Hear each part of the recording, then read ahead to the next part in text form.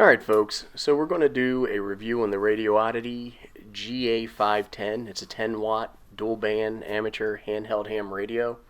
The folks at Radioddity were kind enough to reach out to me and ask if I was interested in reviewing this product. And of course I said yes, so they sent it to me free of charge in exchange for this video review. So let's take a quick look at the packaging. Here you can see the model number, and there's not much other information on the box.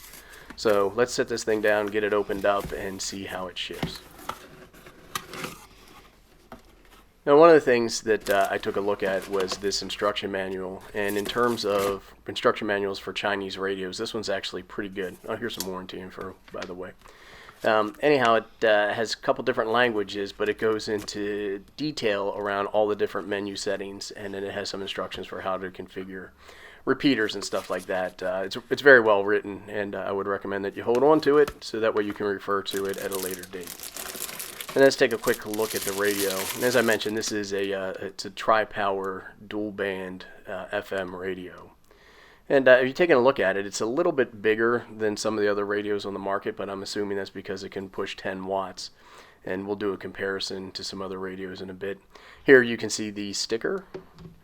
And what's really cool about this radio is it actually ships with 2 batteries, which is handy. I don't know how many other aftermarket manufacturers are making batteries for this. Is a newer radio right now. So the fact that it comes with two 2200 milliamp batteries is a good thing. Just under the tray here, you see the second battery. And as I mentioned, they're both of the same capacity, which is fantastic. And the radio also comes with a programming cable, and that's something I would love to see all radios just come with their own programming cable. I know that'll add some cost to a radio, but just makes your life a million times easier. It also comes with a lapel mic. You can plug that in and use that if you want. I typically don't. And then it comes with an antenna, and for whatever reason, these are always tough to get out of the bag. But the antenna is a dual band antenna, and if you take a look at the bottom of it, it's SMAF, because the male side is on the radio, and it has some markings for the bands that this antenna covers. And here you go, it just attaches onto the radio quite easily. Make sure that you don't over tighten this because you don't want to break the SMA connector on the radio itself. And it looks like it powers up just fine. Let's see what else we have. You have your 110 AC to DC adapter, wall wart as some people call them. And it has a barrel connector that plugs into the docking station. It comes with a lanyard, but I didn't see any place on the radio to attach that. Maybe you attach it here on the pocket clip. And the pocket clip attaches to the radio directly. It does not attach to the battery, which is something that I do like. And then last but not least, we have the docking station or charger. And there's a couple of warning stickers on this thing.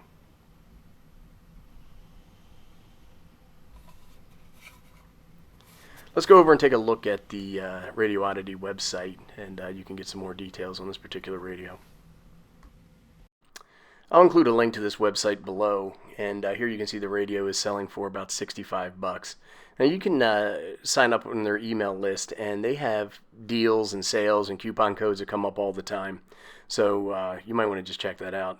Here's a list of some specifications, and I wanted to take a look at the packing contents just to make sure that the version that you get is the same as mine. Sometimes when they send a test and evaluation radio, it might come with extras like an extra battery or an extra power cord or something like that. In this case, I got the standard version that will ship to all of the consumers. So I sped this part of the video up just so the video is not too long. But what we've done is we've taken the Radioddity GA-510 and we hooked it up to the Nisei SWR and power meter, which feeds into an MFJ dummy load. And we're using a chart that I put together to track the power output settings. This radio has 3 power settings, as I mentioned before. It's easy to toggle between high, medium, and low using the menu system. We're going to test this on 2 bands, 2 meters and 70 centimeters, which are the 2 bands that this radio operates on. So we're just going to run through the test real quick, and then we're going to take a look at the results.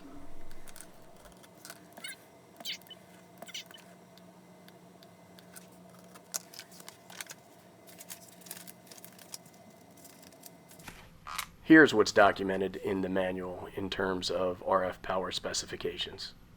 It says 1, 5, and 10 watts. Let's take a look at our results, and here they are. So we tested it on 14652, and low came through as 1 watt, medium came as 4.75, a little under 5, and high was at 9.75. Then we go down to the 270 centimeter band, or 446. What we saw is that low is actually higher than specified at 1.75. Medium came in at 5.5, again higher, but then the high power came in at 7.5 watts, which is 25% lower than what is advertised in the specification. This isn't the first time that I've seen a radio on UHF be lower than its VHF transmission power. Here's a quick side-by-side comparison next to the UV5R and UV82 radios. And as you can see, they're about the same thickness, and the GA-510 is a little bit taller than the UV82 and is what I would say considerably taller than the UV5R. But I like the feel of this radio, and I like the spacing on the controls, so it's not like it's a big and unwieldy radio. So over here on the right hand side, you'll see your ports where you can plug in a hand mic, lapel mic, but in this case we're plugging in the supplied programming cable, and you want to make sure that that's firmly pressed in and you hear a click. And then the other side is just your USB that goes into your computer. And we're going to get ready to program this radio. Radioddity does provide programming software for this particular radio, as it is not yet supported by Chirp. I'd imagine if this radio becomes very popular, it will be provided or supported by Chirp at some point in the future. Anyhow, you can go to their website and just download the software. Inside the zip file, you'll find an actual programming guide that details step-by-step how to program your radio. And this is pretty handy because I don't typically see things like this, and you'd never see something like this if you're using Chirp alone. The software, it works fine. I do like Chirp better, and I do prefer that, so I am looking forward to that in the future. That way I just have one program that can program most of my radios. Anyhow, let's take a quick look at the programming software. And what you want to do is you want to go ahead and you want to plug the radio into your computer and then find out what COM port your radio is using. I do this using Device Manager, and I go down to COM and LPT ports. And in my case here, I'm using COM3, and I'll have to go ahead and select COM3 in the programming software to make sure that my computer does in fact talk to my radio.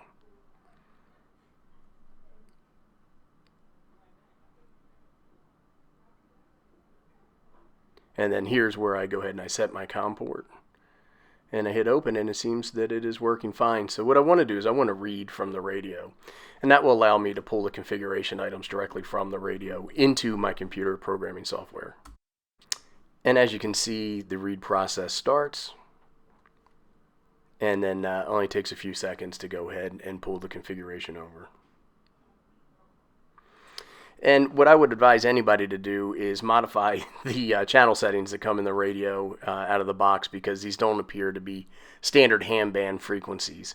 You can tab through each field. You can make your configuration changes here. And there's also some panels where you can make configuration changes on the radio, such as display the channel name versus the frequency, startup message, and things along those lines. But all in all, the computer programming software is easy to use and is pretty straightforward.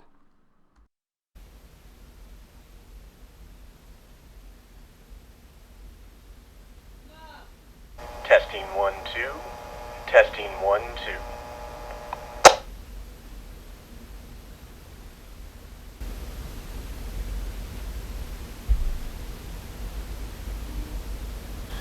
Testing 1 2.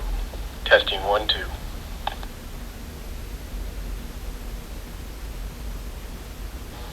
Testing 1 2. Testing 1 2.